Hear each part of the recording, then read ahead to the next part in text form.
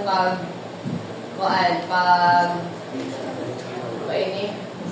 pag grading system that measures students' performance based on fixed standards or criteria. Students are evaluated based on what they know and can do, not compared to others. Thank you, ma'am. Okay, thank you, Miss Dana. So, ang criterion reference grading is is a system nga nanay fixed standard nga giset sa teacher. For example, ang passing score is 75%. So, kinsay maka-score ani 75% above, pasar. If ubos na gani,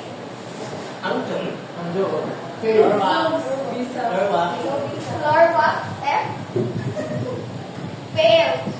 So, wala siya. So, dili magdepende ang imong performance sa imong classmate unlike sa Lord reference.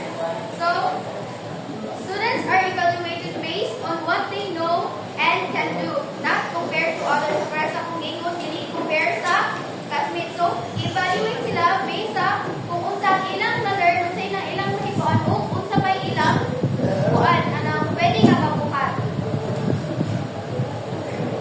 Next is the key features. First is based on learning objectives. So ang grading is nakabase siya sa learning objectives kung unsa ang expected nga ma-learn sa student. So for example, nakabutang dito nga, at the end of this lesson, students will be able to solve the problem. So dapat, after anak, makasolve yun ang kaning student. So ibali ang learning objectives is mo na siya ang guide kung saan evaluate para ma-align ang grading sa learning objectives sa lesson nga ituturo sa teacher. The next is focuses on mastery of skills. So, I uses predetermined criteria. So, nanay criteria daan nga ihatag si teacher. So, klaro daan unsay basihan mo ay criteria dos klaro. So, dapat, di ba, naghatag og criteria. So, mo na siya isundon. Dira i-compare ang inyong score or ang inyong performance sa kana nga criteria nga gihatag ni teacher. So, na may gihatag nga criteria. So, kabalo na mo, asa mo mas mo trabaho yun para mo abot na standard or kana nga criteria.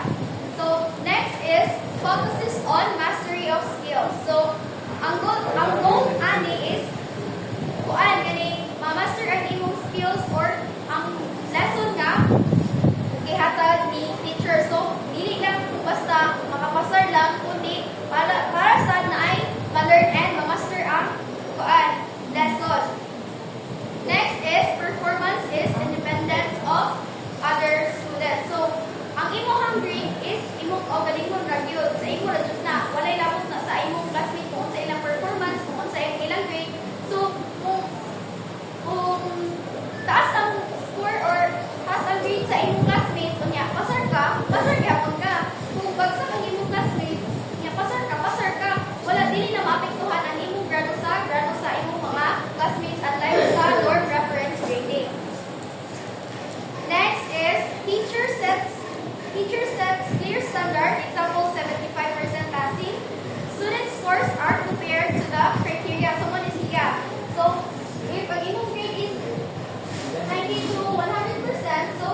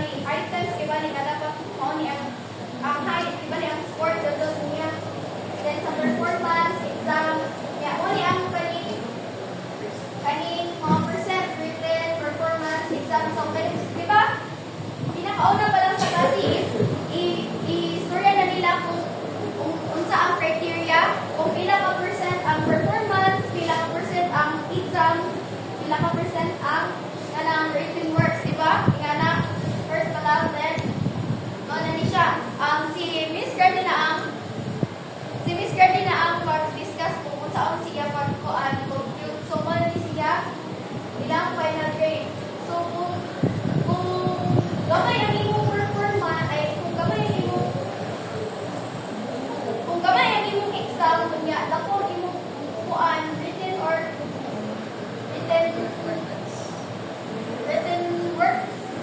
score basta, score ni mo tira isa pagdako ang imong score diri kung gamay ang imong score sa exam, gamay gihapon ang imong or depende sa imong score sa kani kung makabawi pa ingana.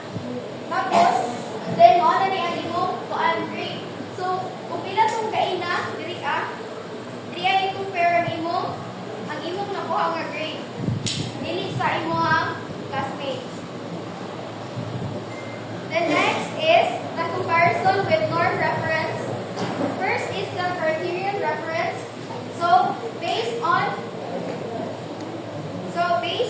standard. So kibali sa base siya sa criteria dili sa against asa to i-base sa criteria dili sa base sa classmates. So next is no competition. So walay competition nga mahitabo. Kaya naman where? Ha?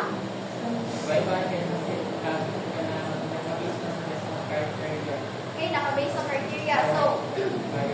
So, for example, makakuha mo og kuan. For example, tanan makakuha og taas na score. Possible ba ka tanan makakuha og taas na grade? Nag-iban ay kaya ang score sa kuan.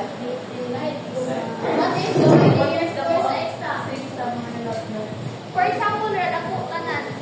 Kay unlike man sa norm reference nga, ang standard is ang highest man nga score sa classmate ninyo. Diha man ang basihan. Ang standard is ang sa classmate mo na sa norm. Ang sa criterion is na naka-base standard para sa tanan. So, ang pangutana is, possible ba na taas inyong makuha ang grado pangutanan kung inyong score is nag-asad? Kamusta yan? So, kung yung pili. Doon na. Okay, so mo to siya. No competition. Walay competition nga mahitabo. Next is focus on mastery. So, importante nga makabalog gid ang tanan kay ma-encourage mo diri nga kaning maka-learn gyud mo kay dili man mo magkuan kanang mag-compete ang kuan diri kay makaapas mo sa kaning standard gyud nga para sa tanan. Then the norm reference is based on class performance mo ni sa kuan class performance. So itahay ang highest score sa 1A is 49. Ay sa tong A 49 niya sa itahay kuan 45. So ang example romani tas mo ni ang standard. Mo ni ang standard. Mo ni ang sa kuan kaning sa norm. Kung isa'y highest mo ni ang standard. Kaya sa bika section, kung isa'y highest sa ila, mo po na standard. Mo na sa kuan norm reference grading. Pero sa criterion is na nakaset standard. For example, 50 items. Diba ni mo, ginasa ang kuan. Inana, hindi na kung ang score sa classmate kinsa kung highest mo ay basihan. The next is student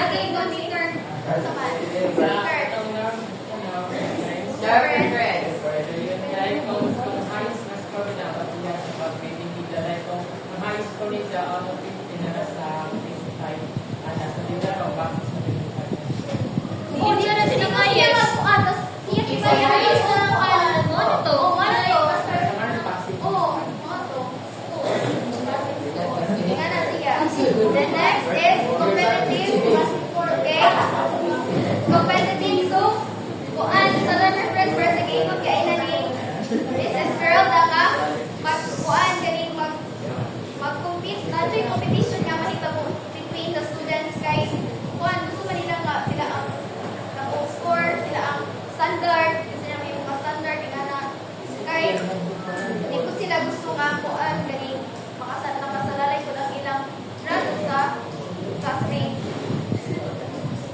The next is the advantages and disadvantages of criterion reference grading. So, fair and objectives. Fair siya kay parehas man o basihan sa tanan. Parehas o standard. Isa lang o standard. The next encourages mastery of learning. Balik-balik na ina. My cards of mastery. Para makawalong sa classy. And then, clear expectations. So, makabalo ang students sa kung unsa gyud ang dapat buhaton nila kay nakita naman nila ang criteria kung unsa dapat ang buhaton asa labit mo kung nato sa dapat buhaton tingala. Then helps identify strength and weakness. So makita kung asa ka maayo, asa sad ka na kulang at diha makita ang kung sa student sa isang student kung asa siya mas excel ug asa ang kuan need pa og improvement. Then sa disadvantages, kuan time consuming to kuan design kay kuan kani buhat pa man og criteria so okay kay magkuan kay maguna ka na then requires clear criteria so dapat kuan kay dapat pag maghimo ka criteria dapat taro pagkahimo sa imong criteria dili kay i-search sa ChatGPT tapos pag grado dalanawan mo tapos pag grado dili ka sundon ang criteria ulit sa criteria di ay nanagani criteria ba isig sa tanong nga kuhan o makuha nito ang kalang points hindi kay wala dito ka one ka sa akin yeah nakita nimo sa imong kuhan nga naabot nimo ang standard pero ang kihatag sa imo kay kuhan ay naggrabe sa to tapos may not show relative performance among students so kuan dili makita kung makita ko kung sa pinaka-bright kung sa pinaka-bulok o ino na kasi bulok ay kay mga bulok dili man no kay murag ang gawa niya kay depende sa nagdaya. kay depende mo kung sa klase kay lalay mo kung asa mo ba dili kuan dili man tanan ka sa kay kuan nakoy ko ba niya na then in conclusion criterion reference grading focuses on learning standards. It promotes fairness and skill mastery, essential for modern education system. So, ang focus kay kung unsa dapat ang imong ma-learn. Unsa ang kuan kay ang learning standards and it promotes fairness and skill mastery. So, fair o i-encourage ka to master ang kaning learning, ang knowledge. Dapat na ay ma-learn job, ingana. Then, essential for modern education. So, mas gigamit ni sa modern teaching kay nag-focus siya sa skills. Kay, kung beto si B,